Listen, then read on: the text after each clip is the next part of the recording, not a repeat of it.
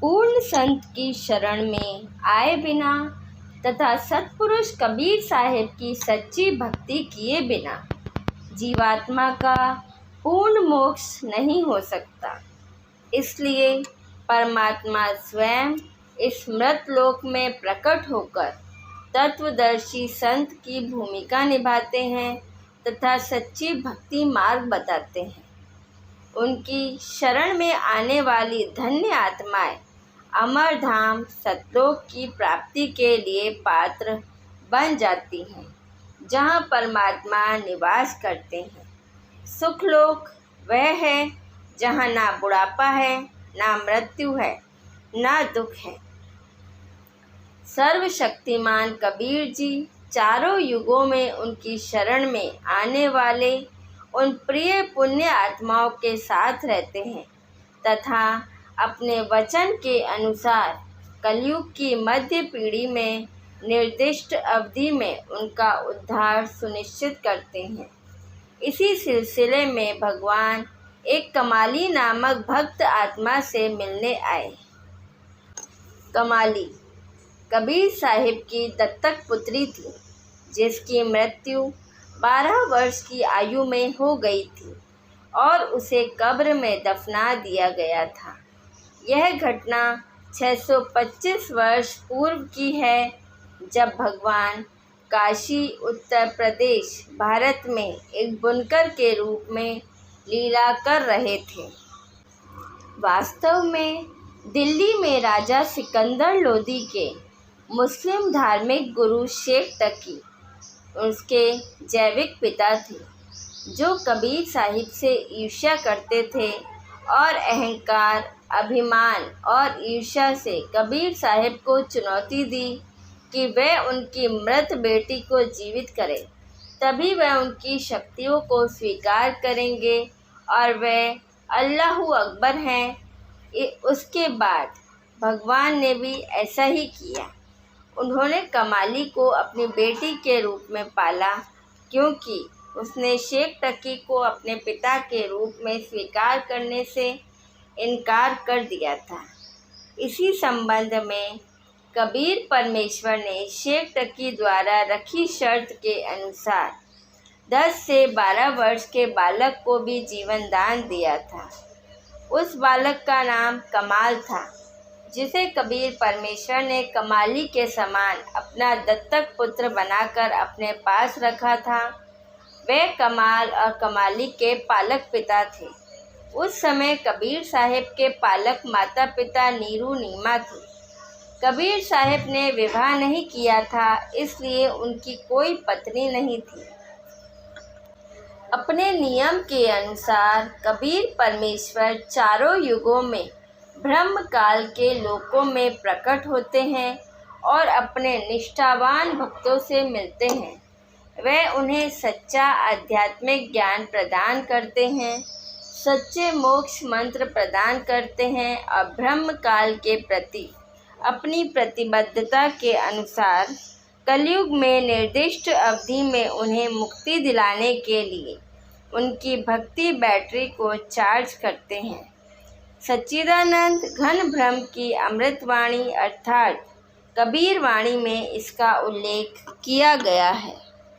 गरीब जो जन मेरी शरण है, ताका हूँ मैं दास, गेल गेल लाग्या फिरूं, जब लग धरती आकाश।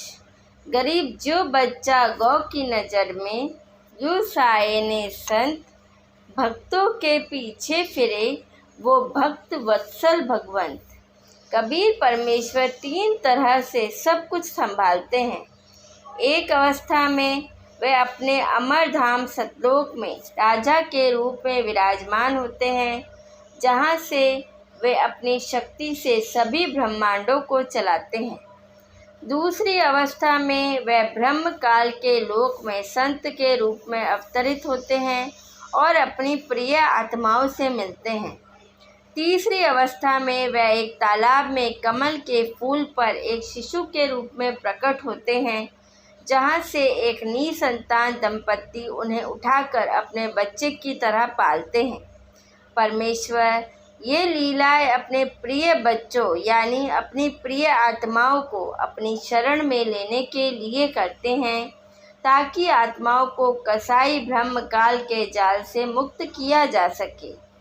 इसी संदर्भ में कबीर परमेश्वर सतयुग में शिशु रूप में एक तालाब में कमल के फूल पर अवतरित हुए, जहाँ से विद्याधर और दीपिका नामक एक निसंतान ब्राह्मण दंपति ने उन्हें ले लिया और उनका पालन पोषण किया। फिर त्रेता युग में पंडित विद्याधर की वही आत्मा ऋषि वेद विज्ञ बनी और दीपिका फिर से उनकी पत्नी बनी, जिसका नाम सूर्या था। फिर दोनों ने शिशु रूप में कबीर परमेश्वर को पाया और उनका पालन पोषण किया। इस बीच उन्होंने अन्य योनियों में और अन्य समुदायों में मनुष्य के रूप में भी जन्म लिया। कलयुग में दीपिका और यानी सूर्या की वही आत्मा राबिया के रूप में एक मुसलमान परिवार में जन्मी। इसके बाद उसने एक मानव जीवन वैश्या के रूप में बिताया। फिर वही आत्मा फिर से बांसुरी के रूप में एक मुस्लिम परिवार में पैदा हुई। फिर वह शेख तकी की पत्नी से पैदा हुई और उसका नाम कमाली रखा गया। कमाली के जन्म से पहले वह राबिया थी, जो मुस्लिम धर्म में जन्मी थी।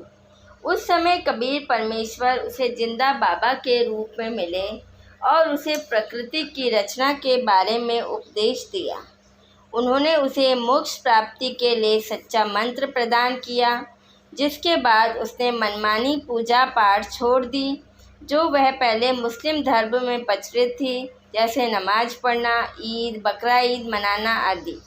उसने 4 साल तक भगवान द्वारा बताई गई सच्ची भक्ति की, लेकिन सत्संग के अभाव के कारण उसने उसे छोड़ दिया और काल की प्रेरणा और समाज के दबाव के कारण उसने फिर से मुस्लिम धर्म की वही अशास्त्रीय प्रथाएं शुरू कर दी। लेकिन अल्लाहू अकबर, भगवान कबीर की लालसा बरकरार रही। नतीजतन उसने शादी करने से भी इनकार कर दिया, क्योंकि वह अपनी पूरी ज़िंदगी अल्लाह की भक्ति में बिताना चाहती थी। लेकिन अपने माता पिता के दबाव और समाज में अपनी इज्जत बनाए रखने के लिए उसने आखिरकार शादी के लिए हामी भर दी। हालांकि उसने अपने पति को साफ साफ बता दिया कि उसने सिर्फ अपने माता पिता की इज्जत रखने के लिए शादी की है और वह उसके साथ पति पत्नी के तौर पर कोई रिश्ता नहीं रखेगी। वह केवल भक्ति करना चाहती है। उसका पति एक अधिकारी और पुण्य आत्मा था, जिसने उसकी भावनाओं और निर्णयों का सम्मान किया और उसकी बात मान ली, क्योंकि वह उसकी भक्ति में बाधा नहीं बनना चाहता था। उसने उसे अपनी बहन की तरह माना और दूसरी लड़की से विवाह कर लिया। जब राबिया 50 वर्ष की हुई तो उसने मक्का में हज करने की इच्छा व्यक्त की और उसके विनम्र पति ने उसको अनुमति दे दी। पवित्र शास्त्रों से प्राप्त साक्ष्यों से यह सिद्ध होता है कि ऐसी पवित्र आत्मा राबिया के लिए मक्का भी अपने मूल स्थान से उड़कर गया, जो मक्का के रास्ते में एक कुएं से 60 मील दूर था, जहां उसने एक कुतिया और उसके पिल्लों की प्यास बुझाई। अल्लाहू अकबर की कृपा से आकाशवाणी हुई कि हे पवित्र आत्मा, मक्का तुम्हें लेने आया है, इसमें प्रवेश करो। वह मक्का में प्रवेश कर गई और फिर अपने मूल गंतव्य की ओर उड़ गई। समस्त मुस्लिम समुदाय में उसकी बहुत महिमा हुई, क्योंकि वह एक दृढ़ भक्त थी। उसी प्रकार जैसे मीराबाई को हिंदू समुदाय में महिमा मिली थी। कुछ समय बाद राबिया की मृत्यु हो गई और उसका अगला जन्म फिर से मुस्लिम समुदाय में बांसुरी के रूप में हुआ। अल्लाह को पाने की भक्ति का बीज अभी भी उसकी आत्मा में गहरा था और वह पारंपरिक मुस्लिम धर्म के अनुसार भजन गाती थी। मुस्लिम धर्म में मान्यता है कि जो व्यक्ति मक्का में मरता है उसे जन्नत मिलती है। उसी उद्देश्य से बांसुरी अपने बुढ़ापे में मक्का गई और वहां उसने अपना सिर कलम कर दिया। लोगों ने महिमा मंडन किया कि पवित्र आत्मा बांसुरी ने मक्का में अपने प्राण त्याग दिए। इसलिए उसे जन्नत मिली। बांसुरी जैसी बलि देने से मोक्ष कभी नहीं मिल सकता। यह काल की प्रेरणा का परिणाम है, जिससे आत्मा काल के जाल में फंसी रहती है और 84 लाख योनियों के कष्टों से मुक्ति नहीं पाती। भगवान की प्राप्ति केवल सहज समाधि भक्ति के सरल मार्ग से ही होती है। जब साधक तत्वदर्शी संत की शरण में जाता है और तत्वदर्शी संत से प्राप्त सच्चे मोक्ष मंत्रों का जाप करता है, अंतिम सांस तक भक्ति के निर्धारित नियमों में रहकर साधक मोक्ष प्राप्त करता है। भगवान अपने भक्तों की सच्ची लगन से प्रसन्न होते हैं, नखरे से नहीं। अतः बांसुरी की मुक्ति नहीं हुई। फिर उसी आत्मा ने दूसरे समुदाय में लड़की के रूप में जन्म लिया और अपने कर्मों के अनुसार उसने अपना अगला जन्म वैश्या के रूप में बिताया। दीपिका, सूर्या, राबिया, बांसुरी की उसी आत्मा का अगला जन्म लगभग 625 वर्ष पहले कलयुग में कमाली के रूप में हुआ। आगे के वीडियो में हम जानेंगे कमाली के पिता शेख टकी के पूर्व जन्मों का व्याख्या। आज के लिए बस इतना ही। हमारे साथ बने रहने के लिए धन्यवाद। सत साहिब।